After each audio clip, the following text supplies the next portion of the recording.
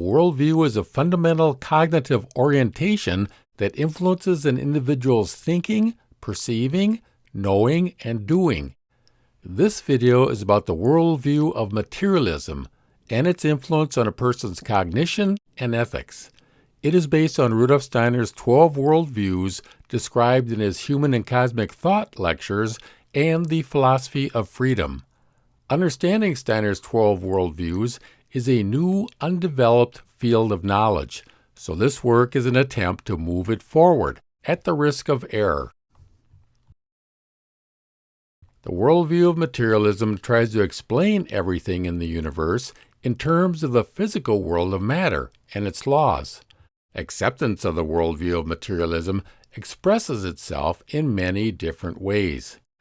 It affects the way we think. It also describes a state of existence of a person who allows themselves to be determined by physical processes. One of the key aspects of the cognitive personality of a materialist is their belief that human free will is an illusion. Materialists believe that the choices they make are always determined by underlying causes that they may not even be aware of. For example, if John chooses to eat a salad instead of a burger for lunch, his will is not free because his decision was determined by a reason, such as his desire to be healthy or his past experiences with food. Materialists see themselves as passive observers of the world around them, conditioned by their experiences and the natural laws that govern them. Another aspect of the materialist cognitive personality is their pursuit of knowledge. Materialists are curious about the world and seek to understand it through scientific inquiry and observation. They will only be convinced of something if it is explained in terms of its physical properties and the natural laws that govern it. A scientist might conduct experiments to study the behavior of particles or explore the human brain to understand how it processes information. The everyday life of the materialist is filled with observing the things of the world and thinking about them. Thoughts and ideas stream through their mind as they go about their daily lives, but they lack the self-awareness that comes with introspection. Sarah sees a bird flying outside her window. She might think about bird songs, then her favorite romantic song, and then feel sad about not having a boyfriend. But she won't examine her thought process and recognize her disorganized way of thinking. A materialist might study the way that his brain processes visual information to understand how his perception of the world is created. Materialists learn by generalizing similar sense-perceptible experiences of the world.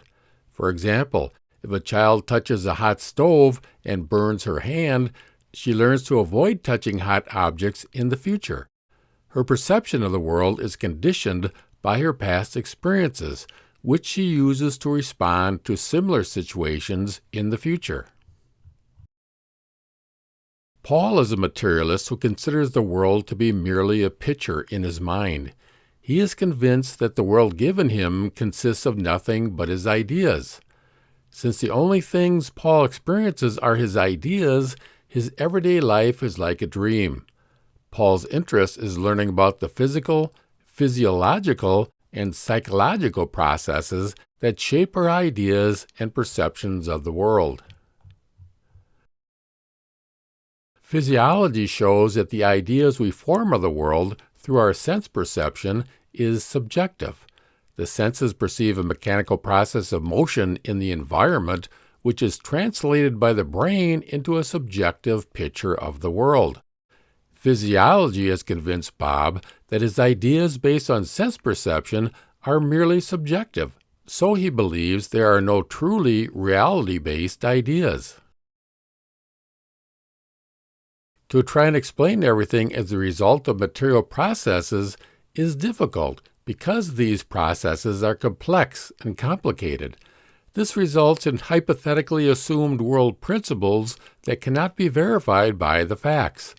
Then the theorists may just shrug it off, saying the subatomic world of particles is far too complex to ever understand. The ethical personality of the materialist is closely linked to their cognitive personality. Now let's look at the key beliefs and perspectives of the ethical materialist. The materialist considers the expression of personality to be more genuine in the emotional realm than in the realm of knowledge. They relate what they perceive to the world to their feelings and emotions. Karen is a materialist who expresses her personality through her emotions and feelings. Her emotional experiences shape her personality more than her conceptual understanding of the world.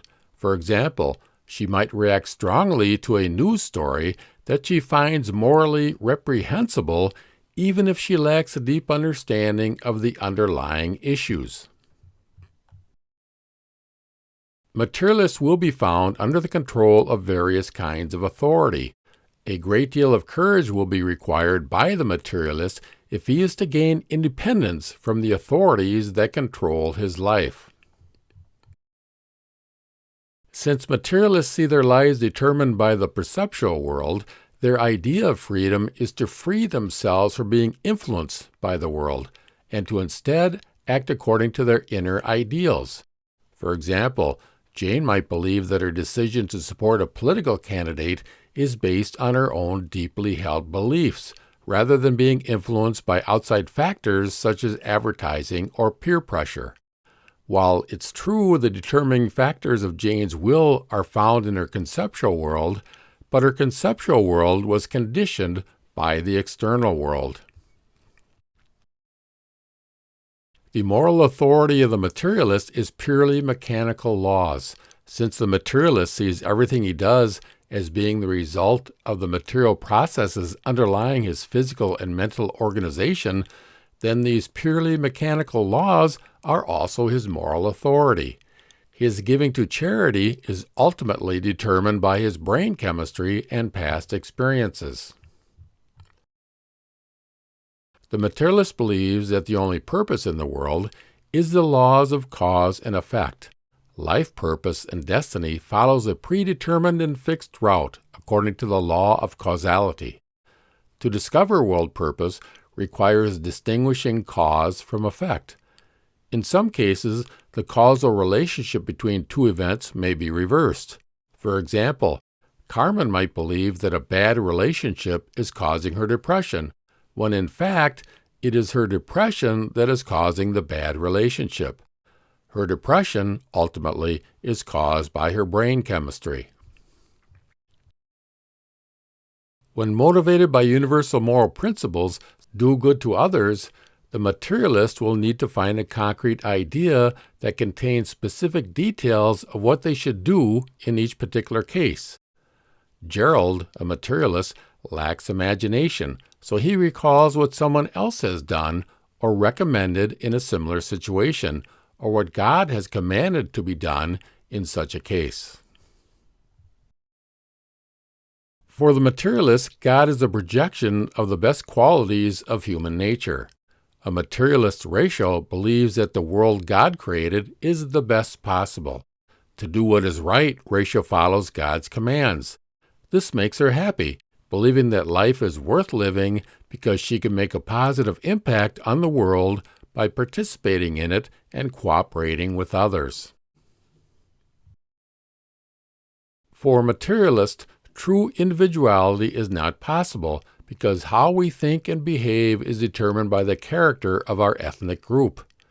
Everything that appears in Darnell's individual makeup can be explained as a typical characteristic acquired by his membership in his race, gender, family, nation, and religion. Materialists reject the idea of free will, which is central to individual moral responsibility. Despite this, materialists have made many important discoveries and innovations that have improved our lives.